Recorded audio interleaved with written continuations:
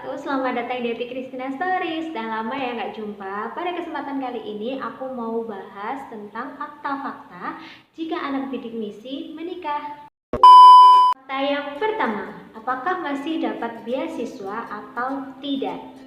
Oke, mari kita ingat kembali misi dari bidik misi adalah memutus mata rantai kemiskinan. Dan misalkan teman-teman penerima bidik misi itu menikah dan dengan pernikahan kalian menjadi mampu untuk membiayai pendidikan kalian sendiri, alangkah lebih baiknya kalian itu lapor ke bagian kemahasiswaan bilang kalau misalkan kalian sudah menikah dan kemudian menjadi mampu, dan agar beasiswa bidik misi tersebut dialihkan ke teman-teman lain yang lebih membutuhkan agar lebih tepat sasaran. Jika teman-teman dirasa belum mampu, baik si suami maupun si istri, alangkah lebih baiknya kita kembali ke tujuan awal bidik misi, yaitu memutus mata rantai kemiskinan. Lebih baik baik si calon suami maupun calon istri tersebut, silakan kalian belajar lebih dahulu agar sampai lulus, agar misinya bidik misi itu tercapai. Kalian belajar dulu, kedua-duanya belajar yang baik, terus kemudian lulus tepat waktu, mendapat pekerjaan yang bagus, barulah kalian menikah, agar yaitu tujuan pemerintah untuk memutus mata rantai kemiskinan itu tercapai. Jika dalam keadaan yang terpaksa dan kalian diharuskan menikah, baik si suami maupun istri belum mampu secara finansial, asalkan kalian masih tetap aktif kuliah, IPK tidak turun, terus aktif, pokoknya masih aktif, tidak ada bolos, lulus tepat waktu, belajarnya juga masih aktif, insya Allah bidik misi akan tetap diberikan sesuai jatah dan sesuai porsinya. Tapi alangkah lebih baiknya teman-teman juga lapor ke bagian kemahasiswaan tentang status kalian yang sekarang. Nah, yang kedua, jika kalian hamil dan cuti, apakah bidik misinya masih ditangguhkan? Dengan menikah dan lulus tepat waktu itu merupakan suatu impian bagi orang-orang yang menikah. Kalau misalkan sudah menikah dan harus mendapatkan bidik misi dan harus lulus tepat waktu, itu merupakan suatu impian. Nah, masalahnya jika teman-teman itu di tengah jalan ternyata itu untuk teman-teman wanita ini hamil dan harus cuti. Cuti kan kurang lebih 1-2 semester. Ini nanti uang bidik misinya tidak akan ditambahkan.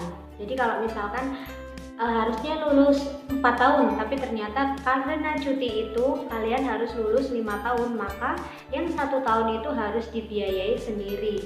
Karena sebenarnya untuk anak-anak bidik misi kan tidak boleh cuti dan tidak boleh hamil, jadi harus lulus tepat waktu. Misalkan kalian masuk kuliah di tahun 2020, harusnya lulus di 2024 maksimal. Nah, tapi pada tahun 2021 kalian menikah dan ternyata kalian hamil, kalian cuti di tahun itu 1 tahun. Jadi kan lulusnya kalian menjadi 2025, maka yang 1 tahun itu kalian harus membayar sendiri semuanya, baik biaya hidup mau sampai uang perkuliahan dan sebagainya. Ketiga, apakah ada penambahan uang saku untuk pasangan dan anak? Jawabannya adalah tidak sama sekali, karena bidik misi itu diperuntukkan untuk angkatan-angkatan atau umur-umur yang memang belum waktunya menikah.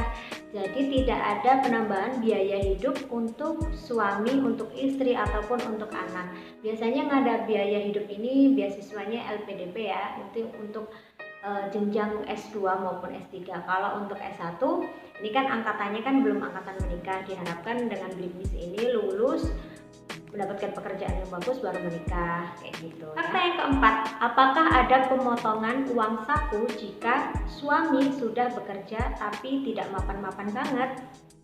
Jawabannya adalah juga tidak ada pemotongan untuk biaya hidup, dan biaya hidupnya tetap sesuai setiap bulan. Tapi kalau sekarang sepengetahuan saya, misalkan pendapatan suami itu lebih dari 3 juta, itu maka dianggap mampu dengan jumlah tanggungan.